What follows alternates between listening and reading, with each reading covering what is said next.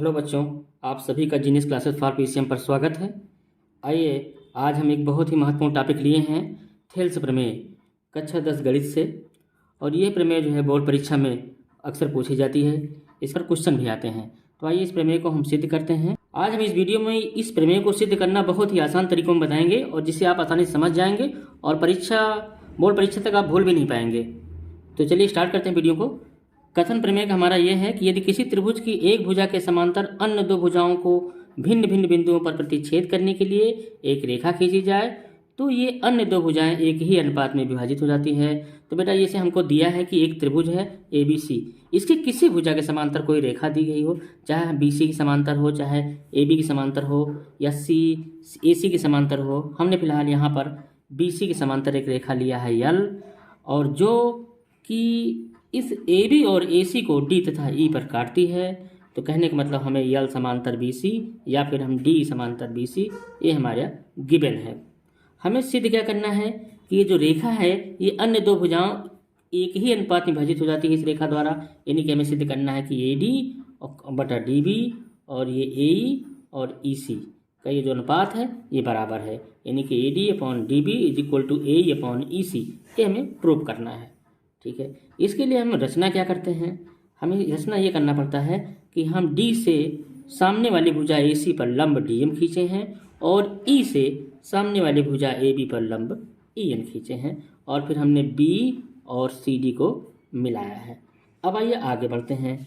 अब देखिए हम कि करना क्या है, आपको बहुत आसानी से समझना है कि हमें लाना है AD बाई DB। तो हम क्या करते हैं कि हम त्रिभुज ADE का एरिया निकालेंगे, जिसमें बेस हम ले लेंगे, आधार ले लेंगे AD को, क्योंकि हमें AD लाना है। और इसी तरह से त्रिभुज इसमें लेंगे BDE का एरिया, क्योंकि और इसमें आधार हम लेंगे BD। अब आधार BD लेंगे तो भाई हम जानते हैं कि त्रिभुज का एरिया क्या होता है, 1/2 गुणे आधार गुणे लंब। तो हमें लंब की जरूरत पड़ेगी। तो त्रिभुज ADE में लंब हमारा आप देख रहे हैं EN है, लेकिन त्रिभुज BDE के लिए लंब क्या है, तो इसका भी लंब EN है। क्योंकि आप जानते हैं कि जैसे कोई त्रिभुज इस तरह से है तो इसका जो लंब होगा यह अधिक कोण त्रिभुज है, और अगर हम इस भुजा को बेस लेते हैं तो इसका लंब कहाँ हो रहा है, देखो यहाँ आ रहा है। तो इस तरह से जो है इस त्रिभुज BDE का लंब जो है EN ही होगा, जो कि BD की बढ़ी हुई भुजा पर यहाँ पर है। तो चलिए आगे बढ़ते हैं। तो हम क्या ले रहे हैं, त्रिभुज ADE का एरिया, त्रिभुज ADE का क्षेत्रफल, और अपान कर रहे हैं त्रिभुज BDE का क्षेत्रफल, त्रिभुज BDE का क्षेत्रफल। तो बेटा यहाँ फार्मूला लगेगा 1/2 इंटू बेस इंटू हाइट। आधार कितना इसमें हम ले रहे हैं AD, क्योंकि हमें AD लाना है। हाइट इसमें क्या होगा, लंब क्या हमारा है EN है। आप देख रहे हैं यहाँ पर क्या है, यहाँ पर भी 1/2 है। बेस हम ले रहे हैं BD, और BD पर जो परपेंडिकुलर है हमारा वो EN ही है। तो यहाँ हो गया EN। यहाँ 1/2 से 1/2 कैंसिल है, EN से EN कैंसिल है। देखिए त्रिभुज ADE का क्षेत्रफल और इसके साथ जो रेशियो है त्रिभुज BDE का क्षेत्रफल है, और इसकी जो वैल्यू है ये है OI है AD बाई BD। ये हमारा इक्वेशन नंबर 1 बन गया, इसको मान लेते हैं। अब आगे बढ़ते हैं। अब हमें लाना इधर क्या लाना है, AE और EC लाना है। AE लाने का मतलब हमको ये वाला त्रिभुज लेंगे AED, और EC तभी आएगा जब हम त्रिभुज लेंगे ये वाला CED। तो चलिए आगे बढ़ते हैं और हम पुनः क्या करते हैं, त्रिभुज AED का क्षेत्रफल, AED का क्षेत्रफल ये ले रहे हैं, और अपान में यही ले रहे हैं CED। उसमें हमने लिया था BDE क्योंकि हमको BD लाना था, और अब की बार हमको EC या C लाना है, इसलिए हम ले रहे हैं CED। तो हम ले रहे हैं त्रिभुज CED का क्षेत्रफल, और इसमें भी फार्मूला लगेगा 1/2 गुणे बेस इंटू हाइट। बेस क्या होगा, इसमें आधार हम मान रहे हैं AE को, तो AE हो गया, और लंब हमारा क्या होगा AE पर, परपेंडिकुलर है AE पर, ये हमारा DM, तो ये DM हो गया। और इसी तरह से त्रिभुज जब हम CED का क्षेत्रफल ले रहे हैं तो यहाँ पर भी 1/2, आधार हमारा C हो रहा है, C कहें या फिर EC कहें, बात वही है, और परपेंडिकुलर इसका भी यही हो रहा है DM। तो देखिए डीएम से डीएम कैंसिल हो गया, 1/2 से 1/2 कैंसिल हो गया। अब देखिए यहाँ से समझना है आपको, AED त्रिभुज AED का क्षेत्रफल कहो या फिर ADE का क्षेत्रफल कहो, त्रिभुज तो वही आ रहा है। तो AED की जगह पे हम लिख सकते हैं त्रिभुज ADE का क्षेत्रफल, और बस यही थोड़ा समझना है आपको। और CED का क्षेत्रफल को भी हम लिख सकते हैं क्या, ये हमको समझाना है कि CED का क्षेत्रफल क्या BDE के क्षेत्रफल के बराबर है।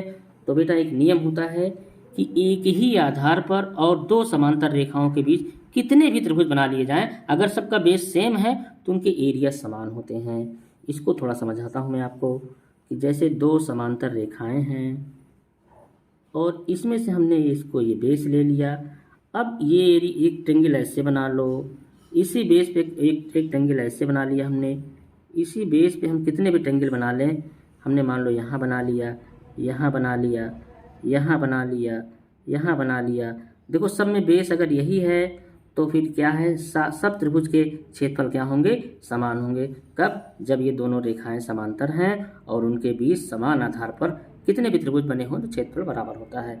तो आपको समझना है कि BDE का जो त्रिभुज है उसमें भी हम अगर देखा जाए तो एक DE आधार कामन है और CED में भी हमारा DE आधार कामन है, और ये दोनों लाइन समांतर हमारा गिवन है।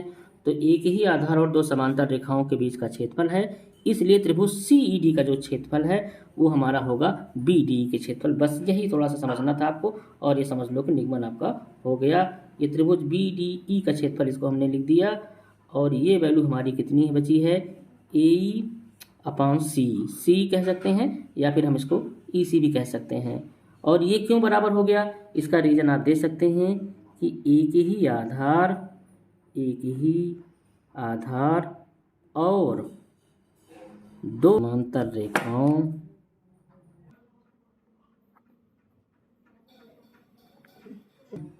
के बीच बने क्षेत्रफल समान यूज हुआ है। इसको ब्रैकेट में हम दर्शा दे रहे हैं, आप भी सब दर्शा देंगे और इसको दिमाग में रखेंगे, समान होते हैं।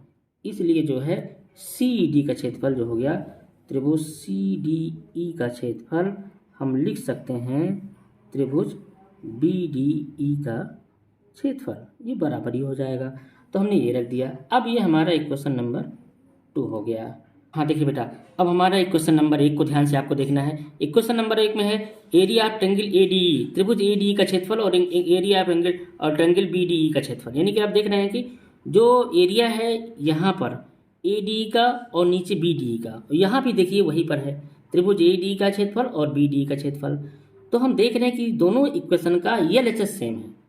तो बेटा जब LHS सेम होता है तो RHS भी क्या होगा, सेम होगा। दो इक्वेशन के अगर लेफ्ट हैंड साइड की वैल्यू समान है तो राइट हैंड साइड की वैल्यू भी समान होगी। तो बस हम यहाँ पर समीकरण 1 और 2 से कंपेयर करेंगे। समीकरण 1 और 2 से क्या हो जाएगा, आप देख रहे हैं AD/BD, BD कहिए या उसको हम DB भी कह सकते हैं, ये बराबर है AE/EC, है ना। या इसको एक बार और लिख देते हैं, AD/DB = AE/EC। यह हमें यही प्रूफ करना था, तो ये हमारा सिद्ध हो गई प्रमेय। अब आप इसको समझिए, एक बार फिर से मैं समझा रहा हूँ आपको। देखिए हमारे पास क्या था कि एक त्रिभुज था और उसमें जो है त्रिभुज की एक भुजा के समांतर कोई रेखा खींचनी थी कि हमने खींच दिया यल, जो अन्य भुजाओं को D और E पर काटती है तो DE हो गया। DE समांतर BC हमारा ये गिवन हो गया। हमें सिद्ध करना था कि ये इसको एक ही अनुपात में बांटती है, यानी कि AD/DB और = AE/EC हमें प्रूव करना था। इसके लिए हमने रचना क्या किया, DM लंब AC खींचा, EN लंब AB खींचा, आप देख रहे हैं। फिर B और CD को मिलाया, फिर हमने त्रिभुज ADE का एरिया और त्रिभुज BDE का एरिया का अपॉन किया और वैल्यू रखा तो AD/BD रेशियो आया। इक्वेशन नंबर 1 बनाया। फिर हमने लिया त्रिभुज AED का क्षेत्रफल और इसमें लिया CED का क्षेत्रफल और इसमें वैल्यू रखा AE/CE आया। अब हम जानते हैं कि AED और ADE एक ही त्रिभुज हैं, तो हमने AED की जगह ADE का लिख दिया क्षेत्रफल। और अब ये देखिए BDE का क्षेत्रफल और यहाँ पर जो CED का क्षेत्रफल है, हम देख रहे हैं कि एक ही आधार और दो समांतर रेखाओं के बीच बने त्रिभुज हैं। बने त्रिभुज का क्षेत्रफल क्या होता है, बने त्रिभुज का क्षेत्रफल समान होते हैं। इसलिए त्रिभुज CDE का क्षेत्रफल को हम लिख सकते हैं त्रिभुज BD का क्षेत्रफल, और हमने यही वैल्यू यहाँ रख दी। अब इक्वेशन नंबर 1 और 2 का LHS सेम हो गया। LHS जब सेम हो गया तो हमने समीकरण 1 और 2 से जब कंपेयर किया तो RHS को भी बराबर कर दिया, और इस तरह से थेल्स प्रमेय सिद्ध हो जाती है। बेटा ये बहुत ही महत्वपूर्ण प्रमेय है, बोर्ड परीक्षा में अक्सर पूछी जाती है। तो ये आपको वीडियो पसंद आई हो तो इसे लाइक करें, और हमारे चैनल से जुड़े रहने के लिए चैनल को सब्सक्राइब करें। धन्यवाद।